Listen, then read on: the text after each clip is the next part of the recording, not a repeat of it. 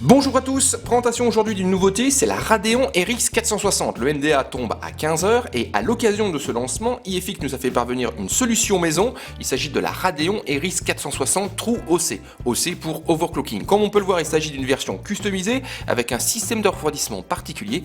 On va détailler ça. On a également des fréquences revues à la hausse. On se propose donc de faire un tour d'horizon de cette Radeon RX 460 True OC et elle est annoncée à $109. AMD met la touche finale donc au déploiement de son architecture Polaris avec le lancement de sa petite dernière, il s'agit de la Radeon RX 460. Cette carte graphique vise l'entrée de gamme avec un tarif plutôt compétitif puisque le modèle qu'on a devant les yeux est signé IFX, c'est un modèle customisé, personnalisé et il est annoncé à $109. On n'a pas encore les prix en euros. Comme je vous disais, cette solution vise l'entrée de gamme, on détaillera au niveau du test ses possibilités, qu'est-ce qu'il sera possible de faire. Et pour revenir au modèle de chez IFX, ici on a une carte qui a été travaillée avec d'un côté un design plutôt très sport, de couleurs noir et rouge qui mettent en évidence un système de refroidissement assez sophistiqué puisqu'on a deux ventilateurs et ces derniers ont la particularité, comme je vous le soulignais dans l'introduction, d'être amovibles. Il est donc possible de les enlever pour procéder à un nettoyage avec un petit pinceau, soit au niveau des pales, soit au niveau des ailettes du radiateur. Et le système, c'est simplement deux petits ergots que vous avez ici en plastique, donc je vais vous le montrer. Voilà, je démonte le premier ventilateur et je démonte le deuxième. Voilà. Et de cette manière-là, j'ai accès de manière beaucoup plus simple. Donc ils ne sont pas totalement amovibles puisqu'ils sont solidaires au niveau du fil d'alimentation.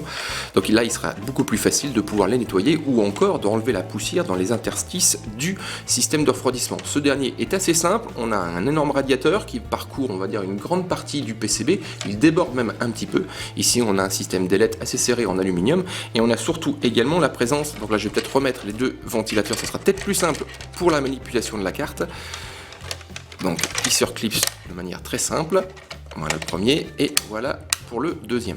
Donc comme je vous le disais, on a un radiateur assez large qui occupe un peu plus que la longueur du PCB. On peut le voir au niveau latéral, ça sera peut-être plus simple dans ce sens-là. Et il est également équipé de deux caloducs qui vont déporter la chaleur sur les extrémités de ce radiateur afin d'avoir une surface d'échange thermique maximale. Et surtout, si l'on retourne la carte, on se retrouve que les caloducs tombent grosso modo là où on a l'action la plus percutante des deux ventilateurs. Ce système de refroidissement propose également un mode fanless.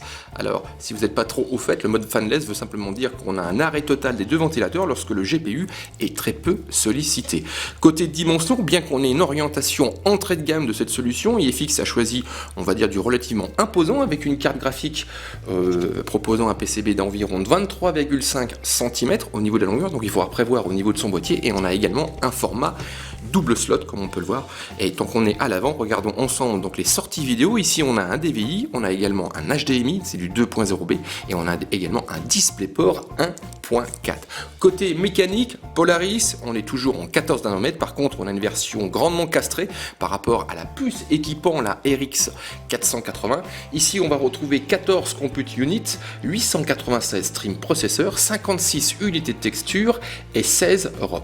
Tout ce petit monde profite d'une fréquence maximale de 1220 MHz, donc pour ce modèle-là, qui est un modèle overclocké, comme on l'a vu tout à l'heure au niveau de son appellation. Et on a également la présence de 2 Go de mémoire vive, c'est la GDR5, cadencée de son côté à 1750 MHz. On se retrouve donc aujourd'hui même sur le site Jinfo pour un test complet de cette solution, donc de connaître les performances de cette RX 460 au travers de ce modèle customisé de chez IFX. On regardera donc ses nuisances sonores, on regarde également sa consommation électrique et surtout ses performances afin de savoir qu'est-ce qu'il est possible de faire avec cette solution. Est-ce qu'on peut espérer jouer en Full HD avec du Full Option ou il sera nécessaire de faire quelques concessions sur le rendu graphique afin d'assurer un framerate, donc un nombre d'images par seconde élevé. Donc rendez-vous sur Jinfo pour un test complet de cette solution. Donc pour rappel, la carte qu'on vous présente aujourd'hui est annoncée à $109.